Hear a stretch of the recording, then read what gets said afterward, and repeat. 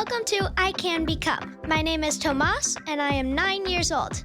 I live in Portland, Oregon. I like to play sports, do math, and learn things about the world around me. When I grow up, I want to be a zoologist.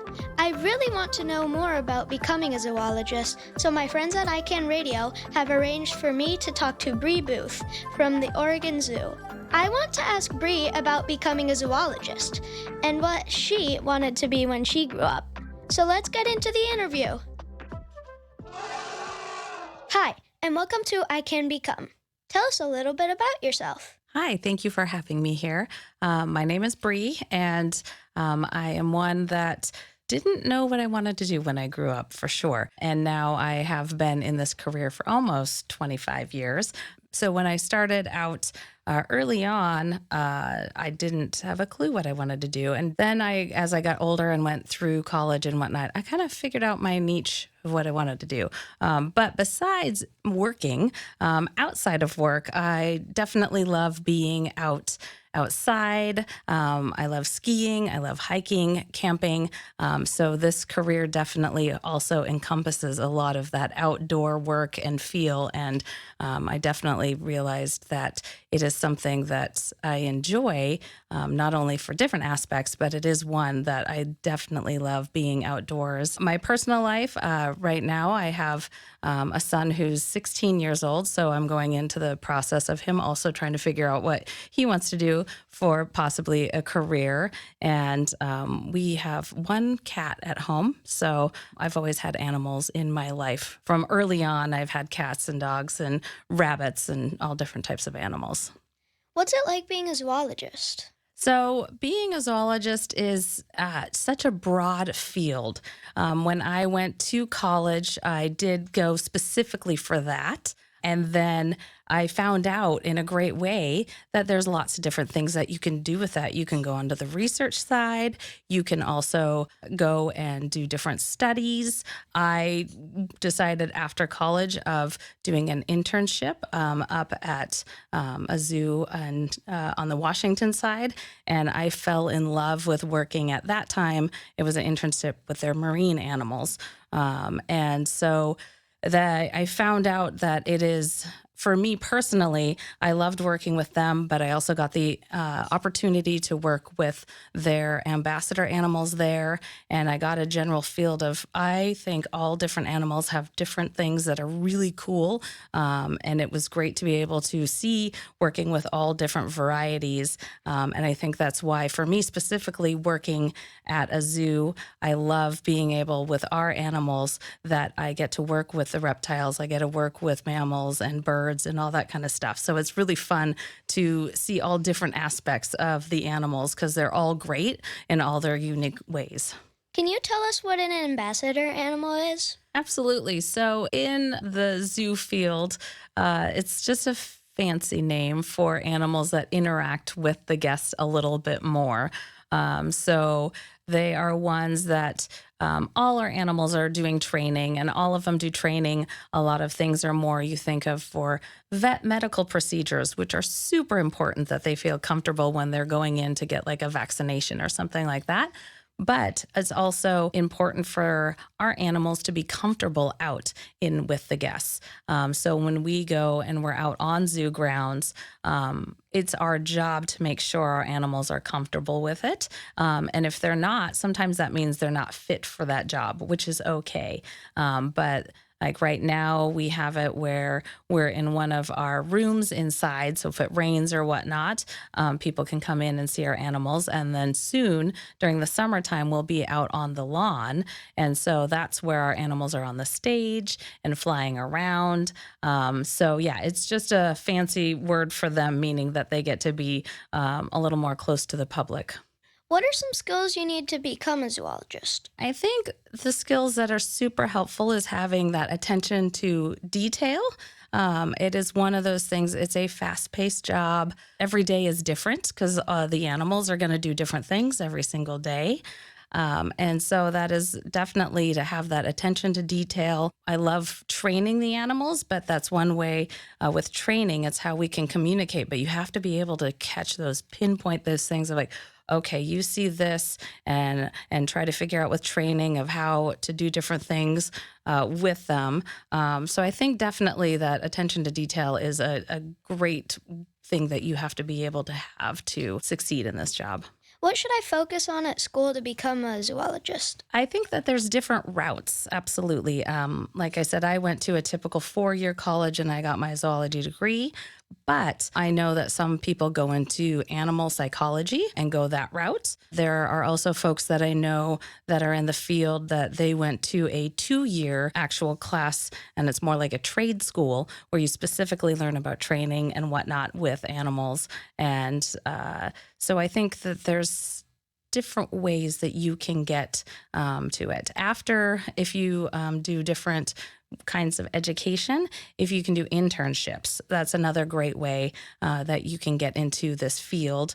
And early on, there's some places that you can absolutely go and volunteer. At the Oregon Zoo specifically, we have some teen programs that are great, our OWL and ZAP programs for super early. But after college, internships are great. You have to be flexible, usually about being able to travel, which is awesome to be able to travel different areas and see different areas to get that internship and then just start applying for a job. What's been your favorite moment as a zoologist? I would think for me, working with our ambassador animals, our animals we get to take out and about on zoo grounds. So, like in the summertime, we're just starting to get ready again to do our summer shows. And I love to be able to fly our birds out on the lawn.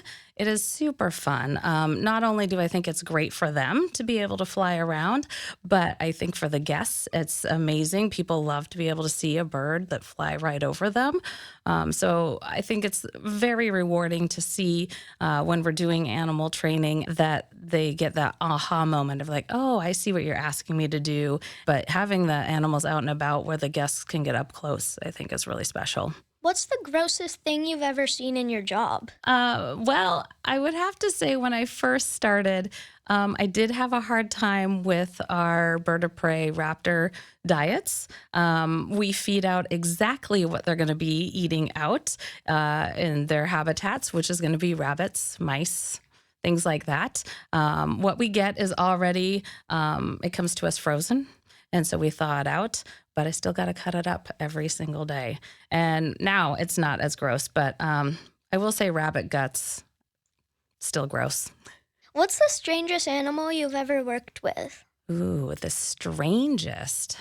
There are some animals that I think of the walking sticks with insects. They are amazing of how they are able to camouflage. So that definitely was a really cool thing to showcase. I think all animals are very different. So it's hard to say of one that I think is super different or unique compared to others. I can't think of anything that's been super crazy. Thankfully that I've worked with a variety, but not anything that I think is way out there. It'd be really cool to work with some of them.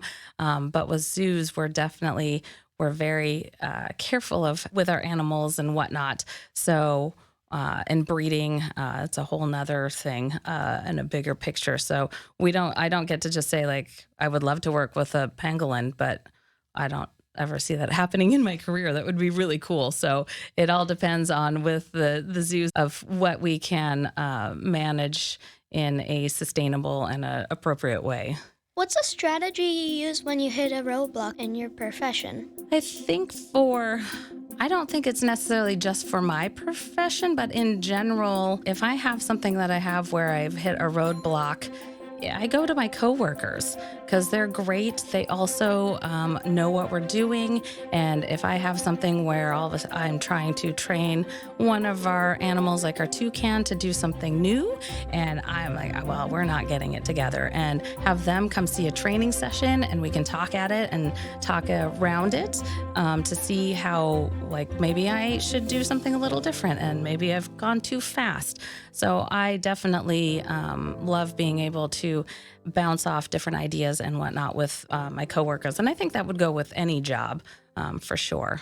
If you weren't a zoologist, what would you be? I thought about this question and I had a hard time answering it. I definitely love being active. I think having where I was at a desk 8 hours a day would be a little more difficult for me. So I was thinking about that. And another profession where you are active, where your day to day might be changing a little bit would be nice. So it's hard to say of what that would look like. Maybe it would be field research.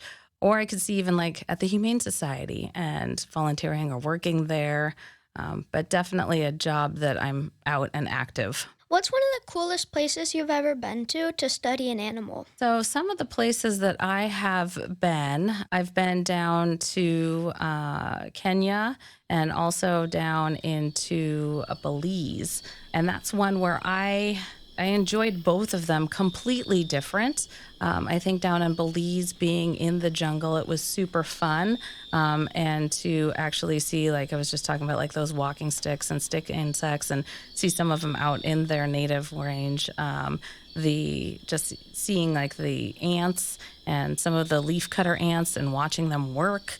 And so going out there was really cool to just not see these animals doing what they do out in their native range.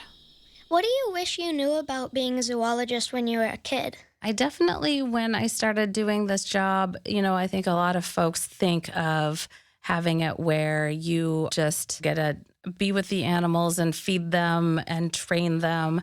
And there's a lot more behind the scenes that folks don't think of. And some of that it is labor intensive. It's hard. You're scrubbing, you're cleaning, you're washing. You have to lift up a lot of different things that are really heavy. So that is definitely one that I have learned that I definitely need to have that self-care of taking care of myself, and making sure that my body is still in good condition, good shoes, simple things like that is super helpful, because this job definitely is way more labor intensive, but it's really fun too, because there's things where we have to design a new part of our habitat. So we're in there designing things and thinking what's going to be best for the animal. I never thought I would be doing anything like that. And their diets, you get to see all different variety of diets, so there's a lot more than just feeding the animals and seeing them. Can you tell us how the new baby elephant is doing? Yeah, Tula too is doing great. So I was lucky enough before they opened up to the public that they let other staff come in and other keepers see her. And Mom is doing a great job. And then they introduced both of the aunts into the group, and she's getting to know herself, getting to know her trunk. It is very cute, still sleeping a lot, and can still run underneath Mom, but it's not going to be long before she grows and gets too big to be able to do that. But you should absolutely, if you have a chance, to come see her, because she is adorable and she's super fun to watch run around, figure out how to use her trunk. Yeah, she's doing really well. What's your best advice for me? For you, I think definitely if you're interested in going, if you can volunteer early on, that's a great way to do it. For schooling, absolutely just continue starting to pay attention to that detail. And even though you might not think about it, but if you're always on time and you're always noticing stuff, you're getting your work done and that kind of things. All those little things are very important later on. And then as you're looking forward outside of just schooling, absolutely there's different ways of whether it's a 2-year college, 4-year college. There are like longer internships that are at different places that need help in South America, in Africa, so you can get different experiences that way. But if you're absolutely interested in it, you can start looking at how you can volunteer now and get a little bit of that animal experience. Do you have any questions for me? Well, I just heard that you recently got back from the Amazon. So I would love to hear a little bit about that, of what you got to see and what you experienced down there. I saw a lot of jaguars, and because when we were going on a boat on a river, we would also play a sound that sounded like a jaguar, and then it would like make the jaguar stand up. That's really cool. Yeah, because you don't see them very often. When I was down there, I was able to go to a jaguar preserve, and I never saw one. So it's awesome that you got to see one. Thank you so much for coming today. Thank you, Tomás, for having me come. I was super excited to do this, and I'm glad that I could come down here. Thank you for listening to I Can Become with me, Tomás. Today I've learned what an ambassador animal is, that you need to go to college to become a zoologist. And it's a good idea for me to volunteer my time with animals. What do you want to become when you grow up? Why not tell my friends at ICAN? Just visit icanradio.org and let them know. And maybe you could interview someone cool just like I did. I wanted to thank my guest, Bree Boothe. Because of you, I now know I can become a zoologist.